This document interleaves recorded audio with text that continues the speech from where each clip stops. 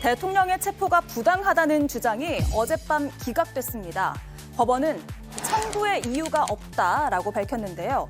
대통령 측이 그토록 원했던 서울중앙지법에서 체포가 정당하다는 판단이 내려진 겁니다. 이에 따라 이런 궤변은 힘을 잃게 됐습니다. 체포의 불법성에 대해서, 그러니까 공수처가 수사권이었고 또 이 영장 청구를 서울중앙지방법원에 하는 것이 맞습니다. 탄핵 소추 이후 윤석열 대통령의 사법 다툼은 부전부패입니다. 그런데요, 변호인단 면면을 살펴보면 앞으로도 이기는 게 쉽지 않을 것 같습니다. 이렇게 변론 과정에서 꾸벅꾸벅 조는 변호인이 있는가 하면요, 법조계에서 금기로 여겨지는 재판관 도발까지 했습니다. 또 세계 10위권에 들어가는 문명국가인데 대통령의 인권이 난파된 간첩보다 못합니까? 아무리 형사재판이 아니고 헌법재판이라고 하지만 대통령에게도 인권이 있습니다. 난파된 간첩이나 북한하고 직통으로 연결되는 그런 피고인을 재판할 때에도 이렇게 하지는 않았다고 저는 생각합니다. 재판부에서 충분히 논의를 거쳤습니다. 변경하지 않겠습니다. 이상입니다. 구속영장도 곧 청구가 될 텐데 영장이 만약 발부가 되면 대통령은 20일 더 구치소에 머물게 됩니다. 네, 공수처가 윤석열 대통령에 대한 구속영장을 청구할 것으로 보이고요.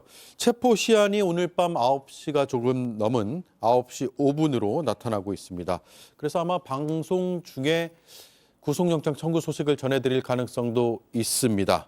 이동학, 김인영 의원님, 어쨌든 예정된 수순이죠? 네, 예정될 수밖에 없고요. 잘못을 저지르고 난 이후에 계속해서 지속적으로 자신의 잘못을 인정도 사과도 안 하고 있습니다. 그리고 법적으로 진행되는 이 체제마저도 굉장히 부당하다라고 하면서 사실상 사법 질서를 인정하지 않는 듯한 태도에 계속해서 그런 모습들을 보여왔거든요.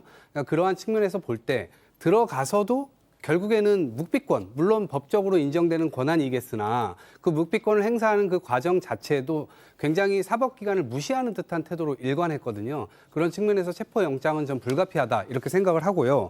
그다음에 이 체포영장뿐만 아니라 이제 구속기소가 오늘 9시에 될 텐데 그 사이에 체포영장 적부심을 또 제기를 했잖아요. 그러면서 시간을 좀 끌었던 측면이 있고 그 시간이 오늘 9시 5분입니다. 그렇기 때문에 그 이전에 저는 구속기소 이 영장이 발부될 가능성이 굉장히 크다고 보고 그렇게 되면 그러면 공수처에서 10일 정도를 수사를 하고 그다음에 검찰로 이게 넘어갑니다. 그럼 10일 정도 또 검찰에서 해서 이게 총 20일이니까 2월 6일 이전에 결국에는 구속기소하지 않을까 싶습니다. 예. 공수처는 구속영장을 청구할 수밖에 없는 상황으로 생각합니다. 최근에 공수처는 여야로부터 각기 다른 이유로 아주 강한 질타를 받았지 않습니까? 공수처가 2021년 출범한 지 이제 출범해서 4년이 됐는데 지금까지 기소는 5건 했고 구속 기소는 0건을 했습니다. 거기다 2024년 5월까지 국가로부터 배정된 예산은 800억이 넘었는데요. 지금 공수처는 윤석열 대통령에 혐의에 대해서 자신을 하고 있고 증거도 차고 넘친다고 하고 있으니 자신의 조직의 명운을 걸고서라도 반드시 구속영장을 청구할 거라고 저는 예상을 합니다. 예. 자, 서부지법 앞에서는 대통령의 지지자들이 공수처가 구속영장을 청구하는 것에 대비해서 밤샘 시위를 벌이기도 했고요. 이 시각에는 저희가 좀 멀리 떨어져 있고요. 서울 서부지방법원에서 법원 청사 100m 이내에서는 집회를 하지 못하도록 지금 조치를 한 상황입니다. 일단 청구가 되면 이 모습은 이제 낮 시간의 모습이고요. 청구가 되면 현장이 또 얼마나 급박하게 돌아갈지는 봐야 될 것 같습니다. 자, 오늘 윤석열 대통령을 접견한 인물이 있습니다. 석동현 변호사입니다. 나와서 서부지법의 구속영장 청구 가능성에 대해서 또다시 관할권 문제를 제기했거든요. 관할 위반 지적에도 구속영장 또 서부지법에 청구한다면 심사에서 부적절함을 밝힐 것이다. 자, 이 논란이라고 표현하기는 그렇고 한쪽의 주장이 어제 다 탄핵이 된 거 아니에요? 체포 적부심 결과로 어떻게 봅니까? 네, 사법 판단에 있어서 지금까지 부전부패를 했는데 참 일관됩니다. 윤석열 일당은 처음부터 끝까지 지금 떼쓰기를 하고 있는데요. 예를 들어서 평범한 날에 느닷없이 비상계엄을 선포했잖아요. 그런데 이런 게 정당하다고 떼를 쓰고 정당한지 아닌지 그럼 수사를 나와서 받아라 소환하니까 안 나간다고 떼를 쓰고 뭐 하도 안 나오니까 어쩔 수 없이 체포영장을 발부했더니 영장 무효다라고 또 떼를 쓰고 체포를 했더니 공수처는 수사 권한이 없다라고 떼를 쓰고 정말 일관됩니다. 그리고 수사를 받으면서도 이름 석자도 말을 하지 않았다고 하잖아요. 예. 그리고 또 이제 구치소에 들어갔을 때 또 안 나오겠다고 떼를 쓰고 충분히 이야기를 했다. 어제 이야기를 했다. 이름 석자도 이야기를 안 했는데 어떻게 충분히 이야기를 했다는 것인지 정말 납득할 국민은 없을 것입니다. 그런 측면에서 석동현 변호사의 이러한 관할권 문제 제기도 떼쓰기 과정 속에 있는 그런 일환이라고 생각을 하고요. 어쩌면은 앞으로 헌법재판소에서 나오는 판결도 부정하는 그런 떼를 쓸 수도 있다. 정말 우려스럽다는 말씀을 드리고 싶습니다. 예. 지금 석동현 변호사가 하고 있는 이야기는요, 할 말이 없어서 그렇습니다. 왜냐하면은 일반적으로 우리가 구속영장 실질심사를 들어가면 무슨 이야기를 해야 되냐면 구속의 사유에 대한 부당성을 얘기를 해야 돼요. 예를 들어가지고 내가 내란죄 혐의 이런 거 맞지 않다, 나 아니다. 그리고 증거인멸 나 이런 거 한 적 없다. 그러니 구속영장을 신청하지 말아달라. 예. 라는 이야기를 해야 되거든요. 근데 지금 윤 대통령 그런 얘기를 할 수가 없어요. 윤석열 씨는. 왜? 내란죄 공모자들은 이미 다 구속영장 돼서 들어가 있어요. 지금 그걸 그 사람들 다 뭐라 그럽니까? 김용현, 문상호 이런 사람들 다 조지호 경찰청장 다 윤석열 씨가 시켰다고 얘기를 하고 있어요. 그러니까 내란죄 혐의에 대해서는 이야기를 할 수가 없어요. 그리고 증거인멸 다 아시잖아요. 지금 대통령 관저에서 안 나오고 계속 버티지 않았습니까? 사진 출석 그렇게 하라고 그랬는데 여태껏 안 했고 또 와서는 지금 뭐 묵비권 쓰고 있다고 그러는 거 아닙니까? 수사에 협조를 전혀 안 하고 있잖아요.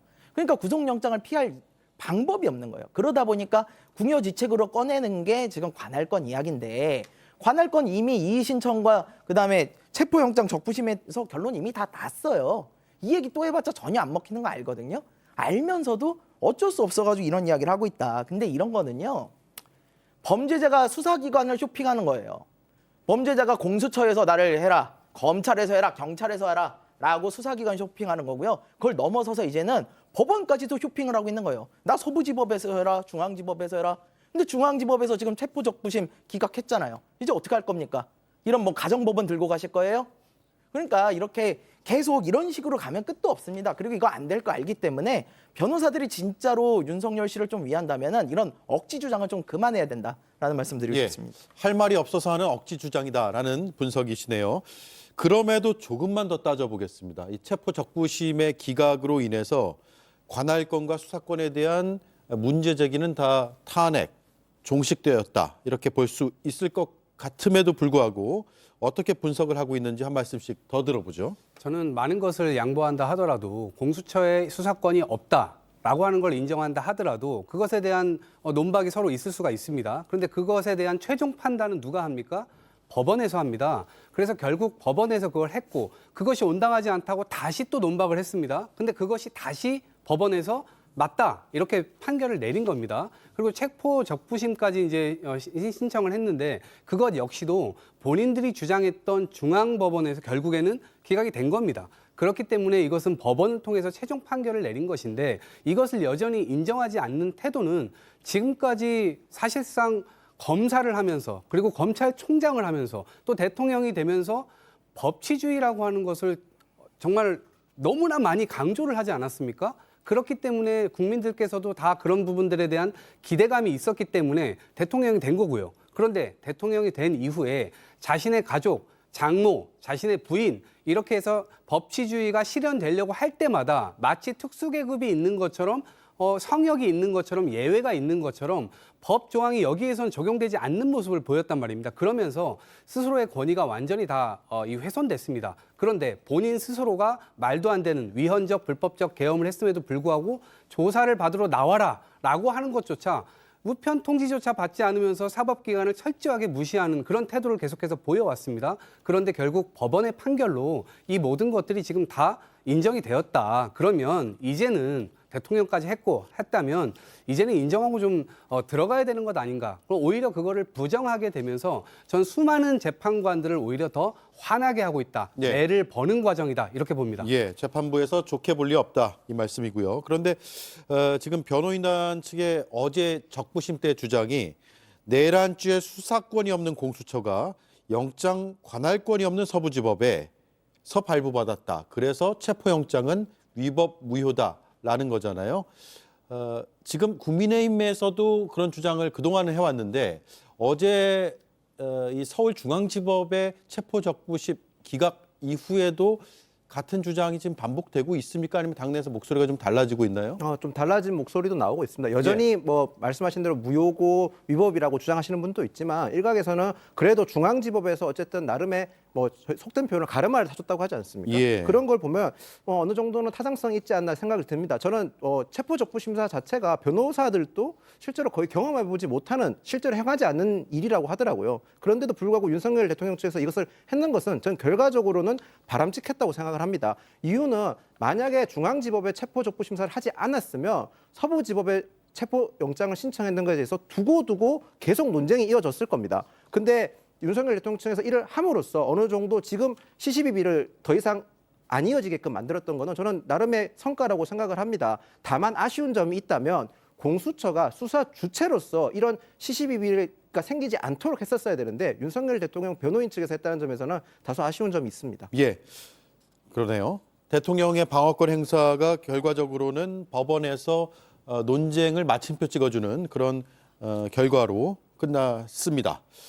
자, 그런데 대통령 측, 여기서 대통령 측이라 하면 석동현 변호사입니다. 페이스북에 글이 또 올라왔는데 법원의 판단을 존중한다라고는 하면서도 그러면서도 법원의 공감을 받아내지 못한 점이 아쉽다라고 해서 이게 공감의 문제는 아닌데 공감이란 표현을 썼다는 점이 좀 눈에 띄고요. 이런 와중에 체포적부심을 기각한 판사에 대해서는 살해 협박까지 나온 상황입니다. 지지자층에서는요. 굉장히 불복하려는 심리들이 지금 법원 주변에서 일어나고 있다라고 해요. 네. 법치주의를 그렇게 강조하던 사법부 출신의 대통령이 언제부터 그렇게 공감받기를 원하는 감수성 넘치는 사람이었나 정말 어처구니가 없습니다. 법은 말 그대로 법대로 처리를 하고 피의자는 최선을 다해서 자신을 변론을 하고 판결이 나면 수용을 하면 되는 것이거든요. 이게 대한민국의 국민들이 모두 알고 있는 공정과 상식입니다. 그리고 개헌부터 체포까지 지금 사사건건 문제 제기를 하고 있는데 이렇게 여론을 호도하려는 시도가 있으니까 정말 말씀하신 대로 이런 극단적인 폭력적인 양상이 펼쳐지고 있는 것이거든요. 백골단도 마찬가지고 분신 시도가 있었죠. 그런 것도 마찬가지고 이런 판사에 대한 살해 협박도 마찬가지입니다. 이런 극단적이고 폭력적인 양상을 멈추고 빨리 정상사회로 회복을 하려면 근본적인 원인을 제거해야겠죠. 예. 빨리 수사에 박차를 가해서 범죄 사실을 밝히고 합당한 처벌을 하고 이런 대통령직을 파면하면 해결될 문제라고 생각합니다. 예, 시간이 좀 걸릴 수도 있지만 헌법재판소에서 지금 빨리 한다고 하니까 지켜봐야 될 것 같습니다. 2월 중순까지는 기일이 지금 꽉 차게 잡혀 있습니다. 자, 대통령 측이 9차례 이의 신청, 기피 신청, 적부심 청구 이런 것들을 했는데 모두 다 기각이 됐거든요. 김성일 의원님. 네. 구속영장에 대한 판단이 지금 남았는데 구속영장에 대한 판단을 뭐 우리가 예상할 수가 있을까 싶지만 한번 예상을 해보죠. 법원의 판단에 대해서 예단하는 건 그렇게 좋은 일은 아니라고 생각을 합니다. 하지만 그러면서도 너무나 명백한 사건에 대해서는 우리가 예측을 안 할 수가 없어요. 지금 윤석열 씨 측에서 구전 전패 말씀 주시고 있는데 그냥 구전 전패가 아니고요. 판정패 하나 없는 TKO패입니다. 한 번 뭐 이의를 받아준 적이 없어요. 예. 왜냐하면 전혀 법리에 맞지 않는 이야기를 계속 하고 있거든요. 아니 무슨 홍수환 선수도 아니고 8번째 일어나면 이길 수 있다? 아니에요. 못 이깁니다. 7.8기 소용없는 이야기예요. 왜냐하면 자 보세요. 지금 구속영장이 지금 청구가 돼가지고 될 수밖에 없는 이유가 첫 번째 내란죄 수사에 대해서 뭐 공수처가 할 권한이 없다. 근데 이미 내란죄 수사는 원래 경찰만 할 수 있긴 한데요. 검찰에서 이미 문상호 전 정보사령관 등 비롯해가지고 내란죄 동조자들 다 구속영장 해서 구속시켰고 법원에 지금 기소까지 한 상황이에요. 예. 어떻게 했냐면요. 직권 남용을 수사하다가 발견된 그런 내란죄 혐의에 대해서는 법원이 인정을 해줬어요. 그래서 다 들어간 거예요. 법리적으로 아무런 문제가 없어요. 그리고 지금 지법 관련해가지고 서부지법에 계속 문제 삼았었는데 중앙지법에서 체포적부심 기각됐잖아요. 그럼 이제 어디로 가실 거냐고요. 왜냐면 지범 이야기는 해봤자 아무런 소용이 없고 뭐 더 나가서 판사가 어쨌다 이런 얘기를 법원이 받아줄 것 같습니까? 절대 안 받아주죠. 그리고 조사에 협조적이지도 않았어요. 계속 출두도 안 하고 와서도 제대로 대답 안 하고. 그리고 내란 종사자들은 다 구속돼 있는데 내란의 수괴라고 이미 체포영장이 나와 있어요. 내란 수괴로서의 혐의가 상당 부분 소명된다고. 이렇게까지 돼 있는데 어떻게 구속영장이 통과가 안 될 수 있을까요? 저는 10전 전패 KO로 끝날 거다라고 보고 있습니다. 네. 어제 탄핵 심판 2차 변론 기일이었고 1차 기일이 4분 만에 끝났기 때문에 사실상의 첫 기일이었다라고 볼 수 있는데 윤 대통령 측이 이 자리에서 이 법정에서 가짜 뉴스로 지목된 기사를 읊어서 굉장히 비판을 또 받고 있습니다. 들어보겠습니다. 그 대통령은 대통령 기간 중에 부정선거에 대한 제보를 워낙 많이 받았고 대통령은 이 부분에 대해서 굉장히 의심을 품었습니다. 저희는 이 불법 선거가 사실은 중국과 크게 관련이 있다고 생각합니다. 연수원에 있던 중국인들 90명이 그 미국 오키나와 미군 부대 시설 내에 가서 조사를 받았고 부정선거에 대해서 다 자백을 했다는 그런 뉴스가 나왔습니다. 그게 팩트이든 아니든 그런 정도의 의혹이 발생하고 있고. 예, 대통령 측이 말한 헌재에서 말한 보도를 한번 보겠습니다. 스카이데일리라는 매체 보도고요. 선거 연수원에서 체포된 중국인 99명이 미군 기지로 압송이 됐다라면서 단독이라고 표현이 돼 있습니다. 이 매체의 세세한 보도 내용까지 제가 전해드리진 않고요. 대신 근거로 제시한 사진이 있는데 이 사진 보시죠. 선거관리연수원에서 체포된 중국인 간첩들이고 미국 기지로 압송됐다라는 것을 뒷받침하는 사진으로 보도가 됐습니다. 하지만 이 사진 2016년도 사진입니다. 2016년 연합뉴스 사진 보시죠. 불법 조업 중국 선원들의 최후라는 기사 속의 사진인데 마치 지금 선거관리위원회와 관련된 일에서 부정을 저질러서 체포가 됐고 그래서 미국 기지로 압송된 것처럼 조작한 것이죠. 이 정도면 조작했다고 봐도 될 것 같습니다. 이동학 의원이 어떻게 보셨어요?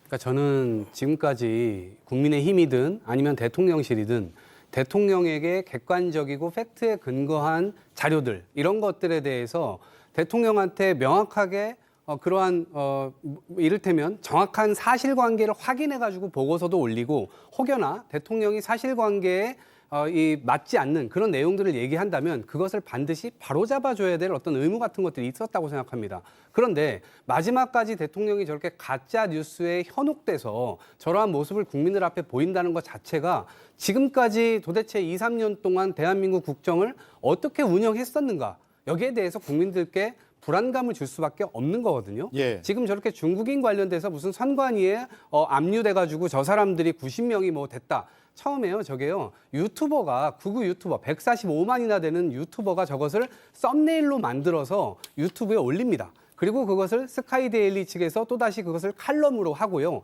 마지막에 그것을 또다시 황교안 전 자유한국당 대표가 또다시 어느 언론사에 칼럼으로 기고를 합니다. 예. 그러면서 가짜가 점점 진짜처럼 되게 보이고 그것이 그 극우파들에서 이것이 그냥 소비가 계속 됐던 겁니다. 마치 네. 진짜처럼. 그러면서 대통령도 그것을 진짜로 믿어버린 겁니다. 우리가 이런 사람에게 5천만 국민의 운명을 지금까지 맡겨왔었던 사실이 너무나 자존심이 상하고요. 마지막까지 이러한 모습들을 볼 때 결국엔 사법 질서에 대해서 이 사람은 끝까지 부정할 사람이구나. 법치주의는 완전히 망가졌구나라는 생각을 할 수밖에 없고요. 국민의힘이라도 이제라도 국민의힘이 변호인 측이든 아니면 윤석열 대통령이든 이것은 온당하지 않다라고 바로 잡아줘야 될 텐데 그러한 움직임이 보이지 않아서 대단히 유감스럽다는 말씀드립니다. 예.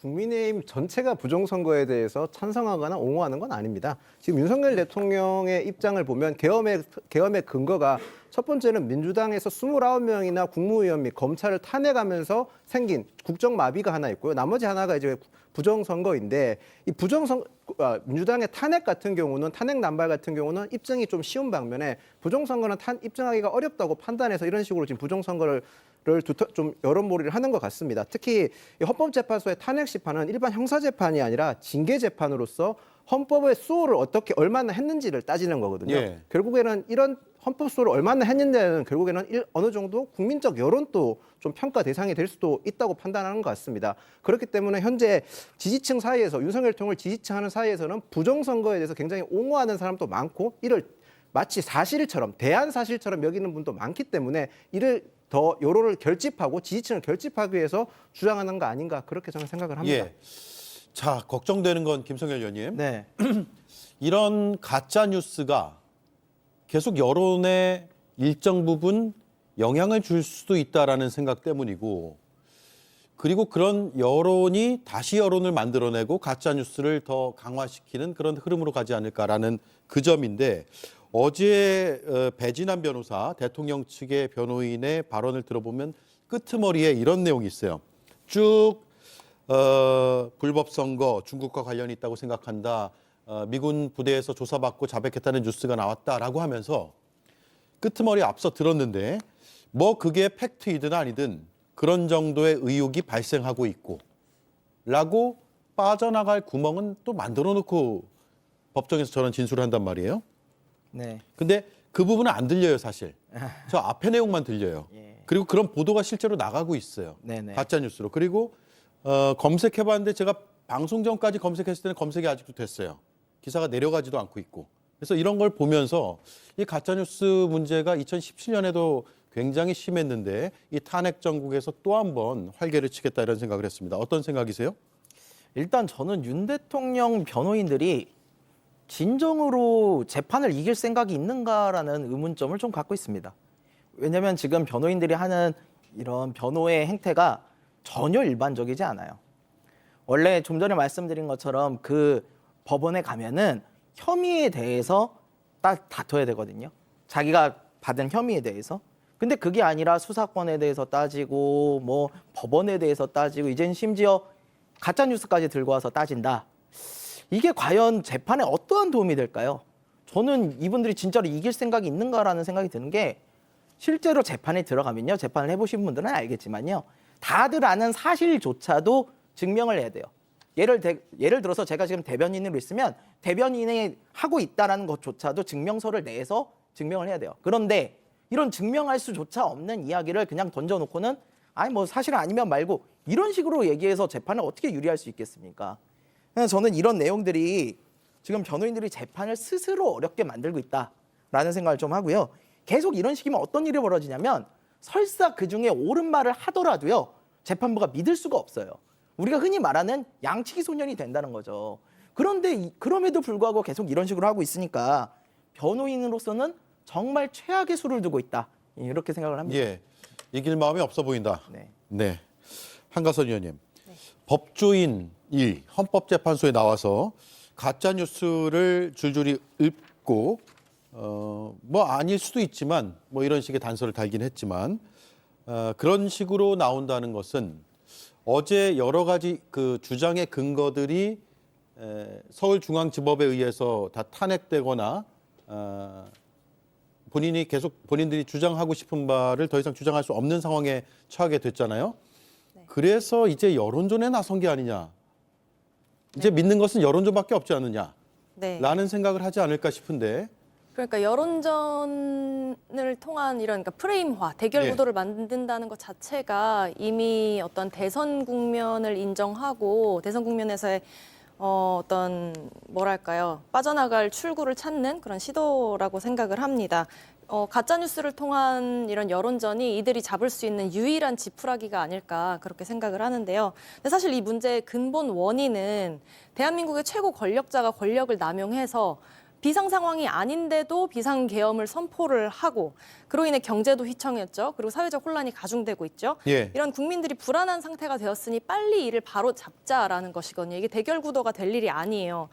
몸에 병이 들면 그 병든 요인을 빨리 찾아내서 제거를 하는 게 당연하듯이 우리 이런 사회의 혼란도 윤석열의 어떤 해괴망측한 정신세계로부터 비롯된 것이니 더 이상 사회적 영향력을 끼칠 수 없도록 빨리 조치를 취하고 건강한 사회로 회복하자라는 것이잖아요. 그런데 예. 이렇게 당연하고 적법한 절차를 진행함에 있어서 계속 부정선거 음모론을 끌어오고 이미 사실 국정원, 뭐 경찰, 검찰에 여러 번 문제 제기가 되어서 조사를 진행을 했고 이런 무혐의 결론이 난 사안인데도 불구하고 네. 부정선거 음모론을 자꾸 핑계로 끌고 오고 있단 말이죠. 그리고 중국이 개입했다느니 뭐 판사가 빨갱이라느니 이런 여론 프레임을 확산하는 것은 결국에 어떻게든 불안한 국민들의 심리를 이용해서 앞으로 있을 대선 국면에서 어떻게든 뒤집어 볼 수 있는 기회를 갖지 않을까라고 하는 이런 간절한 어떠한 심리 그리고 얄팍한 술수라고 생각합니다. 예.